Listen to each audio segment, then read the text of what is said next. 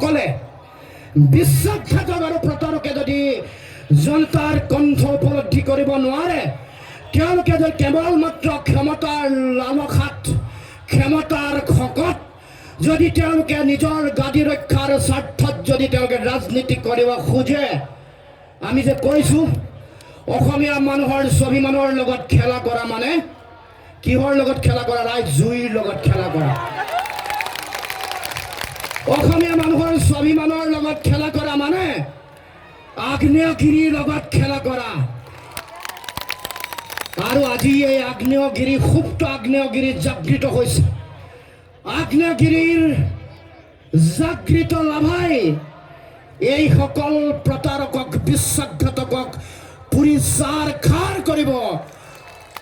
আৰু এখন অসমৰ মাটিৰ পৰা সেইসকলক পুলিয়ে পোখাই উৎখাত কৰিবৰ কাৰণে ৰাইজ এতিয়া ওলাই আহিছে, ৰাইজ গণসংগ্ৰামত চামিল হৈছে। আপোনালোক সকলোৱে দেখিছে দিল্লীৰ ওচৰত অসমীয়া মানুহৰ গণতান্ত্ৰিক আন্দোলনৰ কোনো মূল্য নাই। দিল্লীয়ে কোনো আমাৰ গণতান্ত্ৰিক আন্দোলনক তিল মানুহ মূল্য নিদিয়ে। দিল্লীলৈ আমাক আলোচনালৈ মাতি লৈ যোৱা হ'ল নিশা 2 বজালৈকে, পুৱতি নিশালৈকে আলোচনা শেষ হ'ল। 12 ঘণ্টা অতিক্ৰম কৰাৰ সময় পাৰ নহ'ল। 8 ঘণ্টাৰ ভিতৰতে জাতিক হত্যা কৰিব পৰা, জাতিক নিশেষ কৰিব পৰা এটা সিদ্ধান্ত গ্ৰহণ কৰি দিলে। অসমীয়া মানুহৰ আবেগ, অনুভূতি, স্বাভিমান, অসমীয়া মানুহৰ গণতান্ত্ৰিক কণ্ঠ সকলোকে ভৰিৰে মোহাৰি বুলডোজ কৰি এটা সিদ্ধান্ত জাপি দিয়া হ'ল যে অসমত নাগৰিকত্ব সংশোধনী আইন, নাগৰিকত্ব সংশোধনী বিধেয়ক জাপি দিয়া হ'ব। অসমীয়া মানুহৰ গণতান্ত্ৰিক কণ্ঠৰ যে কোনো মূল্য নাই, এই কথা প্ৰমাণ হৈ গ'ল। অসমৰ মানুহক দিল্লীৰ মানুহে দ্বিতীয় শ্ৰেণীৰ নাগৰিক হিচাপে ব্যৱহাৰ কৰে, এই কথা প্ৰমাণিত হৈ গ'ল। আমাৰ আবেগ, আমাৰ অনুভূতিৰ কোনো মূল্য নাই, এই কথা প্ৰমাণিত হৈ গ'ল। আমাৰ ভাষা, আমাৰ সংস্কৃতি, আমাৰ ৰাজনৈতিক অধিকাৰ ৰক্ষা কৰাৰ যিটো চিন্তা আৰু সংগ্ৰামৰ যে কোনো মূল্য নাই, এই কথা প্ৰমাণিত হৈ গ'ল। আৰু এইখন অসমক দিল্লীয়ে কেৱল মাত্ৰ তেওঁলোকৰ উপনিৱেশ হিচাপে ব্যৱহাৰ কৰে। তেওঁলোকৰ লক্ষ্য আৰু চকু কেৱল মাত্ৰ সম্পদ লুণ্ঠন কৰা, সম্পদ কুক্ষিগত কৰা আৰু ন্যায্য প্ৰক্ৰিয়া আমাক নিদিয়া। এয়াই হ'ল ঔপনিৱেশিক এটা চৰকাৰৰ তেওঁলোকৰ চৰিত্ৰ আৰু তেওঁলোকৰ চিন্তা। কিন্তু কৈ থ'ব খুজিছোঁ ৰাইজ, আমাৰ মাটিৰ ওপৰৰ, ভূমিৰ ওপৰৰ অধিকাৰ, জন্মস্বত্ব অধিকাৰ কোনো সৰ্বসীমান্তই আমি আজৰি অনাৰ পৰা নিয়ন্ত্ৰণ কৰিব নোৱাৰে। এইখন অসম সৰ্বসীমান্তৰ অসম নহয়, এইখন অসম অসমীয়াৰ অসম। এইখন অসম সৰ্বকালৰ কাৰণে অসমীয়াৰ অসম হৈ থাকিব লাগিব। যেনেকৈ ৰাইজে ৰজা পাতে, তেনেকৈ ৰাইজে ৰজা ভাঙে। ৰজা পতাৰ অধিকাৰ ৰাইজৰ, ৰজা ভঙাৰ ক্ষমতাৰ ৰাইজৰ। আৰু মনত ৰাখিব ৰাইজ,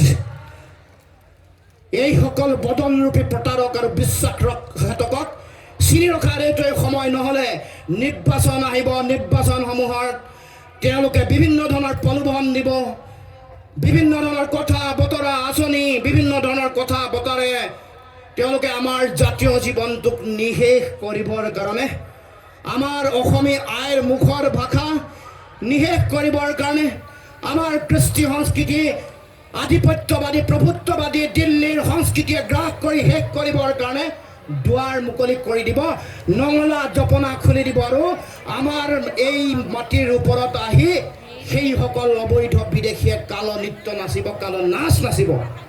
আৰু এইখন অসমত সেই দিনটো যেতিয়াই আহিব, সেই দিনাই চিলাপথাৰ নিচিনা ঘটনা প্ৰান্তে প্ৰান্তে সংঘটিত হ'ব।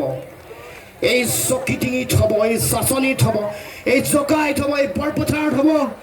সকলোতে সেইসকল শক্তিয়ে আহি বিভিন্ন প্ৰান্তত আক্ৰমণ কৰিব।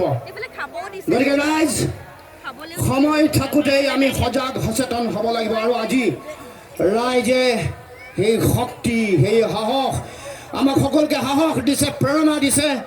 আৰু মই আজি এই চৌকিডিঙি খেলপথাৰত মই থিয় হৈ মই দৃঢ়ভাৱে বিশ্বাস কৰিছোঁ যে এইখন অসমত কোনো দিল্লী দিছপুৰে অসমীয়া মানুহৰ স্বাভিমানী সত্তাক নিশেষ কৰিব নোৱাৰে। অসমীয়া মানুহ,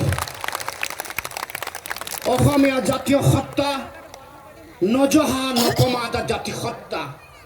যিমান হত্যা নকৰক লাগিলে, বন্দুক বয়নেটৰ যিমান ভয় আৰু ৰঙা চকু নেদেখুৱাক লাগিলে, এইখন অসমত তেজৰ ৰক্তেৰে তেওঁলোকে ফাকু খেলিবৰ কাৰণে খেলি তেওঁলোকে কাল নৃত্য নাচক নালাগিলে, এইখন অসমত বিভিন্ন প্ৰলোভন কৰি, বিভিন্ন বুদ্ধিজীৱীক ব্যৱহাৰ কৰি, উপাচাৰ্যক ব্যৱহাৰ কৰি এই সংগ্ৰামক তেওঁলোকে ভাগ নকৰক লাগিলে, অসমীয়া মানুহৰ স্বাভিমানক, অসমীয়া মানুহৰ সহ্য বীৰ্যক, অসমীয়া জাতীয় জীৱনৰ গৌৰৱ উজ্জ্বল বিজয় নিচানক নীলিম আকাশত জিলিকাই ৰখাৰ পৰা কোনোৱে বাধা দিব নোৱাৰে।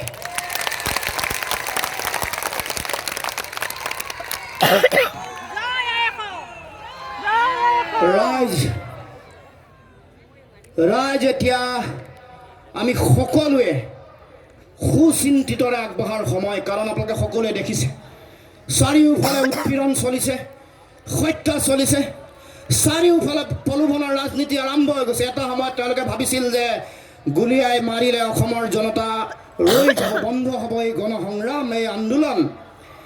5গৰাকীকৈ আমাৰ ডেকা সফল হুথাম যুৱকক গুলীয়াই মৰা হ'ল।